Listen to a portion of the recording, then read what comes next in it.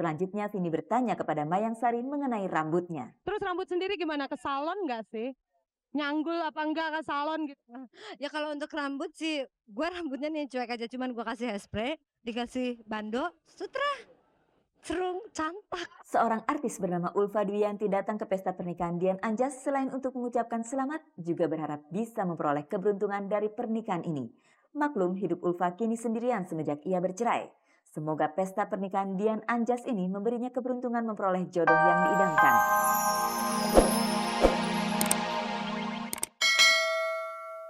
Halo, apa kabar? Inilah kabar-kabar di tayangan durasi 30 menit yang hadir di saluran ini setiap Kamis dan Senin.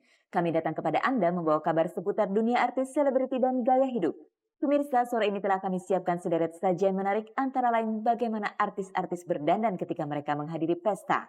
Dan untuk ulang tahun Jakarta ke-472, artis-artis juga akan berbicara mengenai kota yang telah memberi mereka uang dan popularitas. Selanjutnya ada pula berita pendek dari Ruth Sahanaya yang memperoleh penghargaan tanah 5.000 meter persegi dari Menpar Postel Marzuki Usman. Itulah pemirsa beberapa sajian kabar-kabar kali ini, di samping masih ada lainnya yang sayang kalau Anda lewatkan. Sederet kabar telah kami siapkan untuk Anda sore ini dan inilah yang pertama. Tentang bagaimana artis-artis berdandan dikala menghadiri pesta. Dan dalam kesempatan itu juga kami gugah kesadaran artis bahwa selama ini mereka telah memperoleh penghasilan dan keterkenalan dari Jakarta, kota tercinta yang Selasa tanggal 22 lalu berulang tahun ke-472. Pemirsa, artis harus tampil gemebiar manakala mereka hadir di sebuah pesta. Mereka akan mempersiapkan diri sebaik-baiknya, serapi-rapinya, dan seindah mungkin. Itulah artis. Jarang sekali dijumpai artis muncul di sebuah pesta dengan penampilan sederhana atau apa adanya.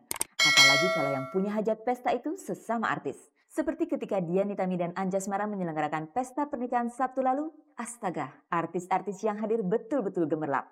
Kentara sekali mereka telah mempersiapkan diri sebaik-baiknya untuk tampil secantik-cantiknya.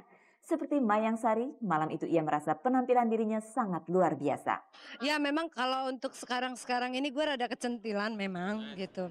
Bisa dilihat perbedaannya pemirsa. Dari bulu mata saya yang joget, sama mata saya pakai kontak lens. Jadi khusus untuk mata aja tuh bisa 2 jam sendiri gitu.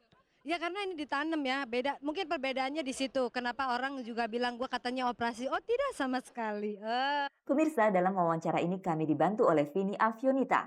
Vini sendiri malam itu juga tampil sangat gemebiar saat menghadiri resepsi pernikahan Anjasmara Dian Nitami. Selanjutnya Vini bertanya kepada Mayang Sari mengenai rambutnya. Terus rambut sendiri gimana? Ke salon nggak sih? Nyanggul apa enggak ke salon gitu?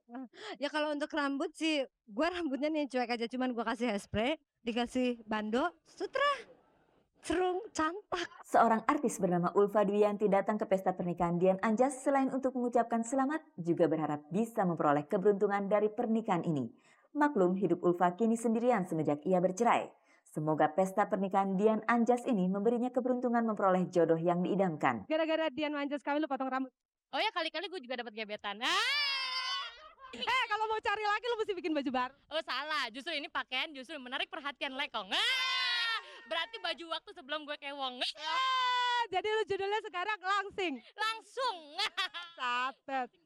Lu lihat perut lo. Liatin perutnya liatin. Malam itu Ulfa datang mengajak 6 orang temannya. Gue berenam. Semuanya lekong.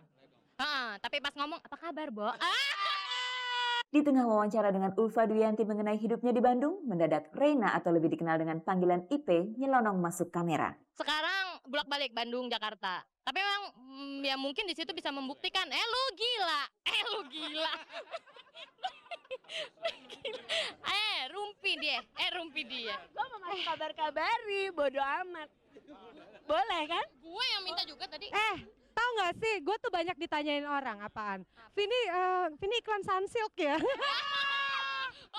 Sebenarnya yang iklan itu saya, jadi agak-agak sabotase nggak sih? Lo yang sabotase gue.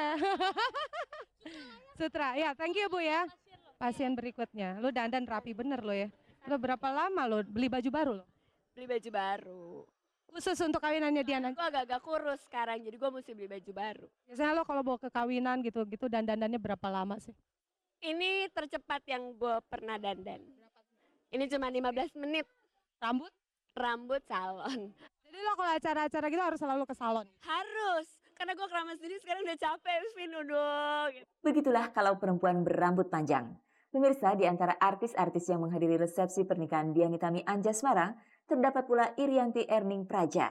Tapi berbeda dengan yang lainnya, Irianti malam itu memakai kebaya. Biasanya kalau untuk kawinan gini udah ada stok sendiri atau memang buat baru khusus untuk setiap acara? Kadang-kadang ada stok, kadang-kadang enggak. Kalau yang sekarang enggak, karena kan aku jadi gemuk. Jadinya bikin khusus. Dari tadi kami menampilkan artis perempuan melulu. Kini giliran artis pria. Jeremy Thomas malam itu mengajak istri dan anaknya menghadiri pesta perkawinan Dian Anjas. Seperti biasa, Jeremy berdandan sangat rapi. Biasanya kalau persiapan buat ke pesta tuh apa beli baju atau memang udah ada stok?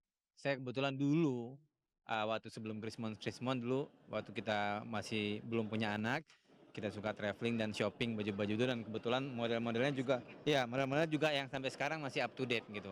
Jadi sampai sekarang tinggal pakai doang. Dasi yang dipakai ini misalnya dibeli 5 tahun yang lalu. Das ini saya beli tahun berapa ya? 9 waktu di Amerika tahun berapa ya? 4 ya. 94. Das ini tahun 94. Mengenai dasi, barangkali Jeremy Thomas adalah rajanya. Ia punya ratusan dasi. Kalau dasi saya cukup banyak, ada sekitar 400-an. Pemirsa, sajian berikut ini masih dengan narasumber artis-artis tadi. Tapi topiknya berbeda. Topik mengenai Jakarta yang tanggal 22 lalu merayakan hari jadinya ke-472. Sejak hidup di Jakarta, nasib Jeremy Thomas berubah. Ia menjadi artis laris berharga mahal dan menjadi idola banyak orang. Padahal ia baru 9 tahun hidup di Jakarta. Saya kebetulan baru tahun 90 pindah ke Jakarta. Sebelumnya saya tinggal di Pekanbaru, di Riau. Sebagaimana harapan banyak warga Jakarta lainnya, Jeremy Thomas juga menambahkan kehidupan tentram di kota ini. Nggak muluk-muluk, saya ingin Jakarta aman, tentram. Tingkat kriminalitas yang semakin meningkat mohon diredam. Setahun setelah Jeremy Thomas pindah ke Jakarta, Mayang Sari membawa barang-barangnya meninggalkan Purwokerto pindah ke ibu kota.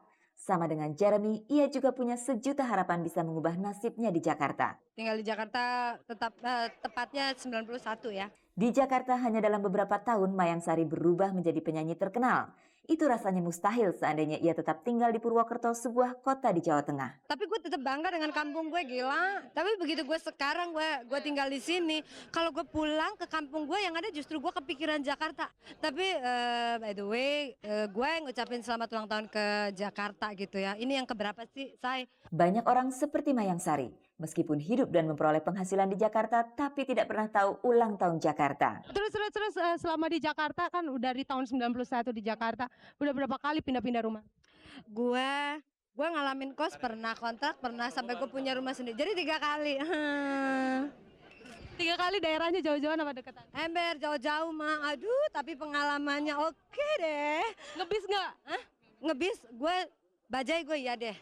Gue naik sendal jepit mah. Tapi itu dulu, sekarang Mayang Sari kemana-mana naik sedan BMW. Terus pengen tinggal di Jakarta, berumah tangga di Jakarta dan Iya, maunya sih apa-apa juga pengennya di Jakarta. Cuman ya kita kembalikan lagi gitu kepada Tuhan. Ini pertanyaannya apa?